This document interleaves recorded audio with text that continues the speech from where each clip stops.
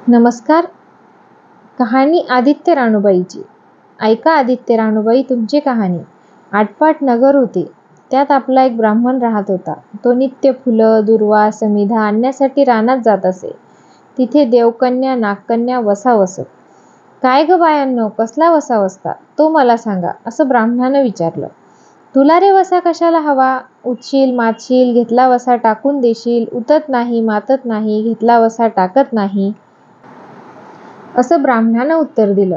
तेव्हा त्या कन्या म्हणाल्या, श्रावण मास येईल, त्याच्या पहिल्या आदित्यवारी म्हणजेच रविवारी मुकाट्यानं उठावं, सुचिळ वस्त्रासह स्नान करावं, अग्रोदक पाणी आणावं, नागवेलीच्या पानावर रक्तचंदनानं रानूबाई काढावी, 6 रेघांचं मंडळ करावं, 6 सुतांचा तातू काढावा, त्याला 6 गाठी द्याव्या, पान फुल व्हावं, पूजा करावी, पानाचा विडा, फुलांचा झेला, दशांगाचा धूप, गूळ खोबऱ्याचा नैवेद्य दाखवावा, 6 मास चाळावी, 6 मास पाळावी, माघा सप्तमीस पूर्ण करावं.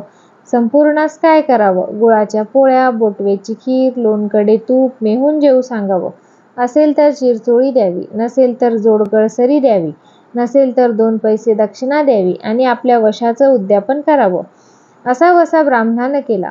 तसा त्याला सूर्यनारायण प्रसन्न झाला. भाग्यलक्ष्मी आली.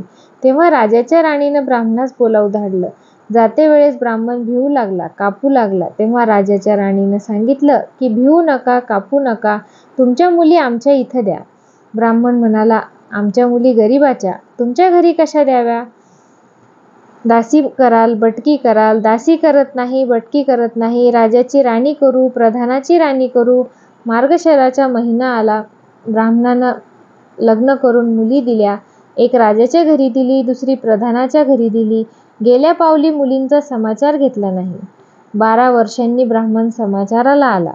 राजाच्या घरी आला. लेकीनं बसावयास पाट दिला, पाय धुवायला पाणी दिलं. बाबा गूळ खा, पाणी प्या. ब्राह्मण म्हणाला, गूळ खात नाही, पाणी पित नाही. आधी माझी कहाणी करायची आहे ती तो ऐक. तुमची कहाणी ऐकायला मला वेळ नाही. राजा पारधीला जाणार आहे. त्याला जेवायला उशीर होईल. तोच त्याच्या मनात राग आला. तेथून तसाच निघाला. प्रधानाच्या घरी आला. तिनं पाहिलं बाप आला. तसं तिनं बसायला पाट दिला, पाय धुवायला पाणी दिलं. बाबा बाबा गूळ खा, पाणी प्या. गूळ खात नाही, पाणी पित नाही. आधी माझी कहाणी करायची आहे ती तो ऐक. तुमची कहाणी नको ऐकू तर कोणाची ऐकू?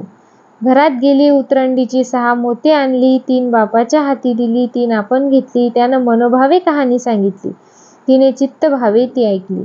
नंतर जेवून खाऊन बाप आपल्या घरी गेला. बायकोनं विचारलं, मुलीचा समाचार कसा काय आहे? जिनं कहाणी ऐकली नाही ती दारिद्र्यानं पिडली, दुःखानं व्यापली. राजा मुलखावर निघून गेला. जिनं कहाणी ऐकली ती भाग्याने नांदत आहे. इकडे दरिद्री जी झाली होती तिनं आपल्या लेकांना सांगितलं, मावशी घणघोर नांदत आहे, तिकडं जाऊन काही दिलं तर घेऊन ये. पहिल्या आदित्यवारी पहिला मुलगा उठला. तळ्याच्या पाळी जाऊन उभा राहिला. अगं अगं दासींनो, तुम्ही दासी कोणाच्या? आम्ही दासी प्रधानाच्या. राणीत जाऊन सांगा की तुमच्या बहिणीचा मुलगा आला आहे. तो कसा आला आहे, काय आला आहे? फाटके नेसला आहे, तुटके पांघरले आहे, तळ्याच्या पाळीला उभा आहे. परसदारानं घेऊन या. परसदारानं घेऊन आल्या. न्हाऊ माखू घातला, पितांबर नेसायला दिला, जेऊ खाऊ घातलं, कोहळा पोखरला, होना मोहरा भरल्या. बाबा ठेवू नको, विसरू नको, घरी जतन करून घेऊन जा. वाटेनं आपला जाऊ लागला. तो सूर्यनारायण माळ्याच्या रूपानं तिथं आला. हातचा कोहळा काढून नेला. घरी गेला. आईनं विचारलं, काय रे बाबा, मावशीनं काय दिलं? दैवे दिलं, पण कर्मानं नेलं. कर्माचं फळ पुढे उभं राहिलं. मावशीनं दिलं होतं, पण ते सर्व गेलं. पुढे दुसऱ्या आदित्यवारी दुसरा मुलगा तळ्याच्या पाळी जाऊन उभा राहिला. अगं अगं दासींनो, तुम्ही दासी कोणाच्या?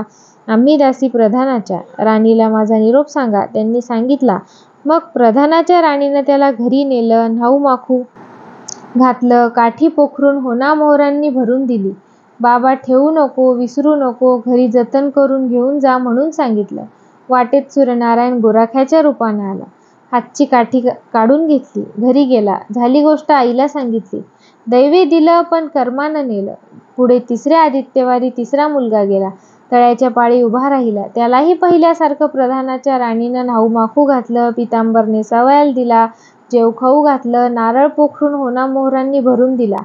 ठेवू नको, विसरू नको म्हणून सांगितलं. घरी जाताना विहिरीच्या काठी नारळ ठेवून पाणी प्यायला विहिरीत उतरला. तो नारळ गडगडून विहिरीत पडला. घरी गेला. आईनं विचारलं, काय रे बाबा, मावशीनं काय दिलं? आई ग, मावशीनं दिलं, पण दैवानं बुडालं. चौथ्या आदित्यवारी चौथा मुलगा गेला. तळ्याच्या पाळी उभा राहिला. त्यालाही प्रधानाच्या राणीनं घरी नेऊन न्हाऊ माखू घातलं. पितांबर नेसावायला दिला. जेव खाऊ घातलं. त्याला दह्याची शिदोरी होना मोहरा घालून बरोबर दिली. सूर्यनारायण घारीच्या रूपानं आला. हातची शिदोरी घेऊन गेला. घरी गेला. आईनं विचारलं, काय रे बाबा, मावशीनं काय दिलं?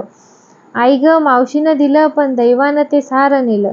पाचव्या आदित्यवारी आपण उठली. तळ्याच्या पाळी उभी राहिली. दासींनी तिचा निरोप तिच्या बहिणीस सांगितला. बहिणीनं तिलाही परसदारानं घरी नेली. न्हाऊ माकू घातली. पाटाव नेसायला दिला. प्रधानाची राणी वाराची कहाणी सांगू लागली. काय वसावसतेस तो मला सांग. बहीण म्हणाली, अगं अगं पापिनी, बापाची कहाणी ऐकली नाहीस म्हणून तर तुला दारिद्र्य आलं. राजाच्या राणीने विचारलं, याला उपाय काय करू? तेव्हा तिनं वसा सांगितला. ती बहिणीच्या घरी राहिली. श्रावण मास आला. सांगितल्याप्रमाणे सूर्यनारायणाची पूजा केली. इकडे राजाला भाग्य आलं. राजानं बोलावू धाडलं. मावशी, तुला छत्र आली, चामरं आली, पाईक आले, पखर आले. मला रे पापिनीला छत्र कोठली, चामरं कोठली, पाईक कोठले, पखर कोठले? बाहेर जाऊन दाराशी बघते तो राजा बोलावू आला. राजा आला तशी घरी जायला निघाली. एकमेकींना बहिणींनी आहेर केले. वाटेनं जाऊ लागली. तो पहिल्या मजल्यात स्वयंपाक केला. राजाला वाढलं, मुलांना वाढलं, आपलं पान वाढून घेतलं. तेव्हा कहाणीची आठवण झाली.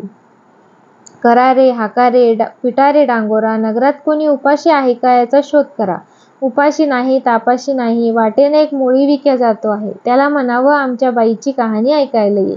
तुझ्या बाईची कहाणी ऐकून मला काय फळ, माझं पोट भरलं पाहिजे, असं म्हणून तो राणीकडे आला. तशी 6 मोते राणीनं घेऊन त्याला 3 दिली. आपण 3 आपल्या हातात ठेवली.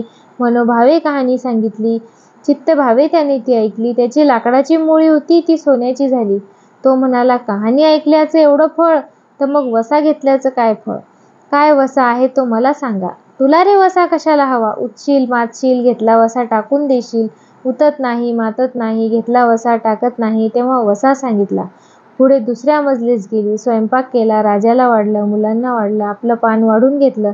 तेव्हा कहाणीची आठवण झाली. करा रे, हाका रे, पिटा रे डांगोरा, नगरात कोणी उपाशी आहे का याचा शोध करा. उपाशी नाही, तापाशी नाही, माळ्याचा मळा पिकत नाही, विहिरीला पाणी लागत नाही, असा एक माळी चिंतेनं बसला आहे. त्याला हाक मारली, आमच्या बाईची कहाणी ऐक. तो राणीनं 6 मोती घेऊन 3 आपल्या हाती घेतली, 3 माळ्याला दिली. राणीनं कहाणी मनोभावे सांगितली.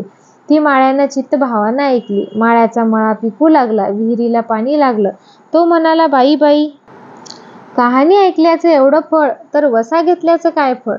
काय वसा असेल तो मला सांगा. राणीनं त्याला वसा सांगितला. पुढे तिसऱ्या मजलीस गेली. स्वयंपाक केला. राजाला वाढलं, मुलांना वाढलं, आपलं पान वाढून घेतलं. तेव्हा कहाणीची आठवण झाली. करा रे, हाका रे, पिटा रे डांगोरा, नगरात कोणी उपाशी आहे का याचा शोध करा. उपाशी नाही, तापाशी नाही, एक म्हातारी होती. तिचा एक मुलगा वनात गेला होता. एक डोहात बुडाला होता.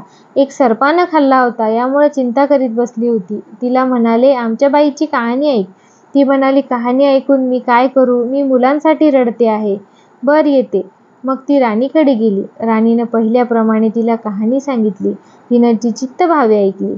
तिचा मुलगा वनात गेला होता, तो आला. डोहात बुडाला होता, तो आला. सर्पानं खाल्ला होता, तोही जिवंत झाला. ती म्हणाली, बाई बाई, कहाणी ऐकल्याचं एवढं फळ, तर वसा घेतल्याचं काय फळ? काय वसा आहे तो मला सांगा. मग राणीनं तिला वसा सांगितला. पुढे 4थी मजलीस गेली. स्वयंपाक केला. राजाला वाढलं, मुलांना वाढलं, आपलं पान वाढून घेतलं. इतक्यात तिला कहाणीची आठवण झाली. करा रे, हाका रे, पिटा रे डांगोरा, नगरात कोणी उपाशी आहे का याचा शोध करा. उपाशी नाही, तापाशी नाही, पण काना डोळा, मांसाचा गोळा, हात नाही, पाय नाही, असा एक मनुष्य रस्त्यामध्ये होता. त्याच्या अंगावर तांब्याभर पाणी ओतलं. पालथा होता, तो उताना केला. 6 मोती होती. 3 मोती त्याच्या बेंबीवर ठेवली. 3 मोती आपण हाती घेतली. राणीनं मनोभावे कहाणी सांगितली. त्यानं ती ऐकली. त्याला हातपाय आले. देह दिव्य झाला. तो म्हणाला, कहाणी ऐकल्याचं एवढं फळ, तर वसा घेतल्याचं काय फळ? काय वसा आहे तो मला सांगा. मग राणीनं त्याला वसा सांगितला. 5व्या मुक्कामास घरी आली. स्वयंपाक केला. सूर्यनारायण जेवायला घरी आले. 7ही दरवाजे उघडले. लोह गंगाळे पाणी तापवले. षड्रस पक्वान्न जेवावयास केली. सूर्यनारायण जेवायला बसले. त्यांना पहिल्या घासास केस लागला. ते म्हणाले, अगं अगं, कोणा पापिनीचा केस आहे. राजाच्या राणीला 12 वर्षे दारिद्र्य आलं होतं. तिनं आदित्यवारी वळचणीखाली बसून केस विंचरले होते. काळं चवाळ डोईचा केस, वळचणीची काडी, डाव्या खांद्यावरून विशी बाहेर टाकून दे. राजाच्या राणीला सूर्यनारायणाचा कोप झाला तसा कोणाला होऊ नये. ब्राह्मणाला, मोळी विक्याला, राजाच्या राणीला, म्हातारीला, कानाडोळा, मांसाचा गोळा इतक्यांना जसा सूर्यनारायण प्रसन्न झाला तसा तुम्हा आम्हाला हो. ही 60 उत्तराची कहाणी 5 उत्तरी सुफळ संपूर्ण. व्हिडिओ जर तुम्हाला आवडला असेल तर लाईक करण्यास विसरू नका आणि अशाच नवनवीन माहितीसाठी या चॅनलला सबस्क्राईब करा.